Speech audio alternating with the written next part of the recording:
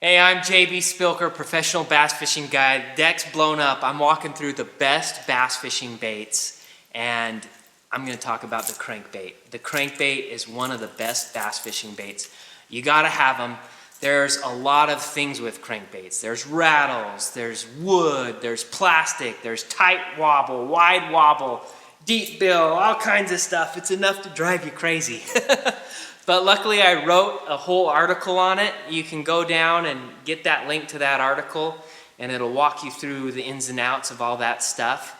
Right now, just a few basics about crankbaits to help you understand them. Basically, you just cast them out and reel them back. And when you reel them back, the faster you reel them, the deeper they dive. And you really want a crankbait to hit cover. That's the tip of the day. Make sure it's bumping the bottom or bumping the wood.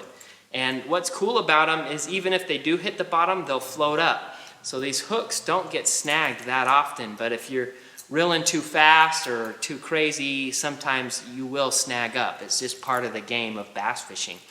But a good crankbait will catch you fish.